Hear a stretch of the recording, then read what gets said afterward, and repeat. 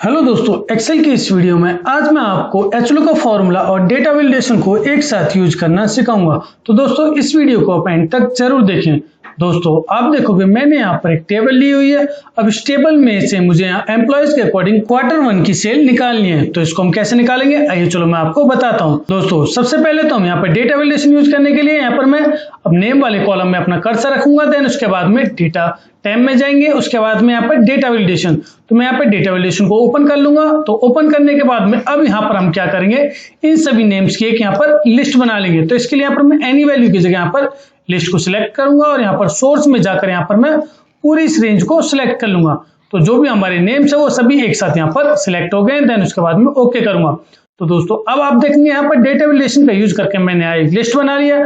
अब मैं यहाँ पर किसी भी नेम को यहाँ से डायरेक्ट लिख सकता हूँ, यानी यहाँ पे सिलेक्ट कर सकता हूँ। तो यहाँ पर देखिए मैंने अभी यहाँ पर युवराज लिख लिया।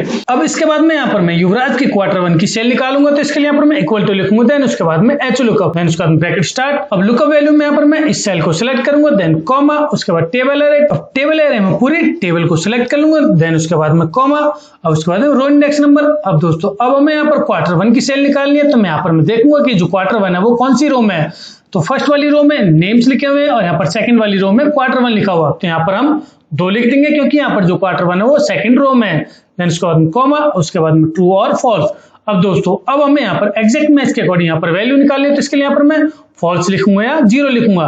तो यहाँ पर मैं यहाँ पर फॉल्स को सिलेक्ट कर लूंगा। देन उसके बाद ब्रैकेट क्लोज और एंटर। तो दोस्तों आप देखोगे यहाँ पर युवराज की जो सेल है वो 2559 यहाँ पर आ चुकी है। अब मैं युवराज की सेल को इस टेबल में चेक करूंगा। तो यहाँ पर देखेंगे युवराज है और यहाँ पर जो Q1 की जो सेल है उसकी 2559 आ चुकी है। तो इस तरह से दोस्तों हम एचएलओ का फॉर्मूला डेटा वैलिडेशन की हेल्प से किसी भी एम्प्लॉय की यहाँ पर क्वार्टर के अकॉर्डिंग उसकी सेल निकाल सकते हैं। अब मैं यहाँ पर आपको कोई भी एक नेम चेंज करके दिखाता हूँ। जैसे मैं यहाँ पर युवराज की जगह यहाँ पर मैं रुखसार को सिलेक्ट करता हूँ। तो देखिए यहाँ पर 4143 आ चुकी है यहाँ पर उसकी सेल। और यहाँ पर मैं रुखसार को देखूंगा, रुखसार की जो Q1 की जो सेल है वो 4143 है। ऐसे यहाँ पर मैं रुखसार की जगह मैं यहाँ पर भावना को सिलेक्ट करता हूँ। तो यहाँ पर देखेंगे भावना की जो सेल है 3388 आई है। यहाँ पर भावना की जो सेल है 3388 आ चुकी है। तो इस तरह से दोस्तों हम एचएलओ का फॉर्मूला डेटा वैलिडेशन की हेल्प से इस टेबल में से किसी भी एम्प्लॉय की उसके क्वार्टर के अकॉर्डिंग उसकी सेल निकाल सकते हैं। दोस्तों अगर आपको इस फॉर्मूले में और डेटा वैलिडेशन में कोई भी डाउट होता है तो आप मुझे कमेंट सेक्शन में कमेंट करके बता सकते हैं। दोस्तों अगर आपको ये वीडियो अच्छी लगी तो प्लीज इस वीडियो को लाइक करें, शेयर करें, इस चैनल को सब्सक्राइब करना ना भूलें। धन्यवाद।